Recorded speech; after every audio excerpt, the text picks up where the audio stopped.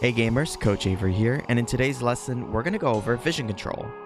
Yes, we have covered this before. However, today we're going to be going into more detail and depth using the knowledge we've already acquired from our first video.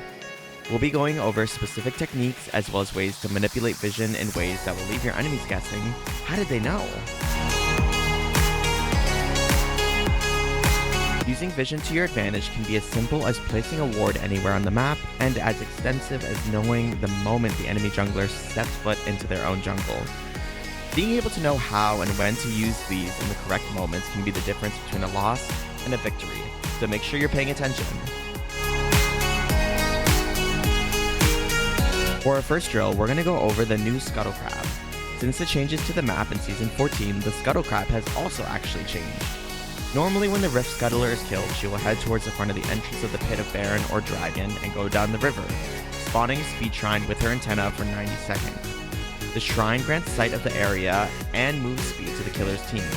However, past the 20-minute mark, the crab will become corrupted, and will also grant sight of the surrounding area as it travels, and true sight revealing enemies in its path. Enemy champions are revealed for 3 seconds, while non-champions are revealed for 12 seconds. And the reveal duration refreshes if they remain in the area where the energy is still spreading.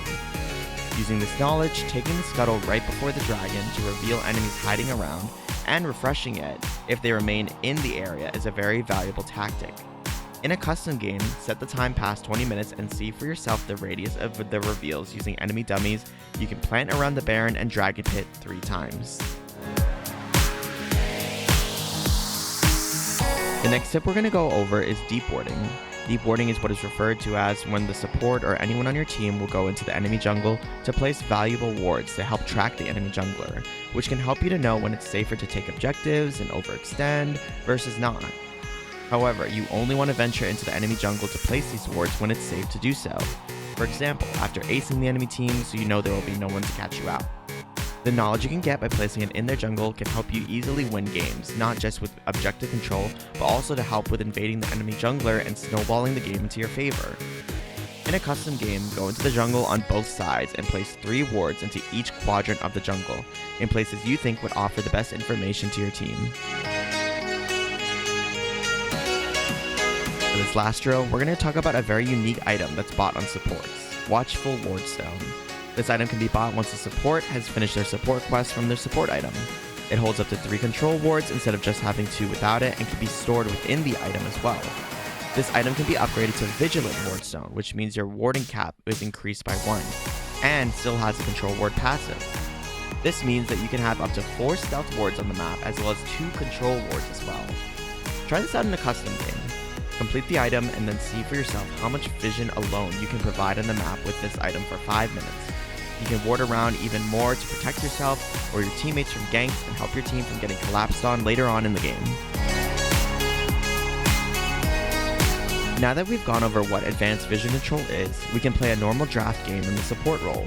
We can see how much vision we use or deny using the vision score in the game. During the course of this game, be sure to buy Watchful Wardstone as well as get 5 deep wards in during the course of the game.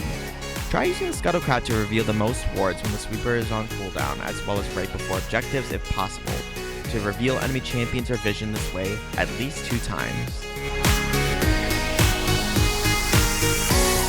Today we went over some more advanced vision control techniques and how helpful they can be to catch your enemies off guard.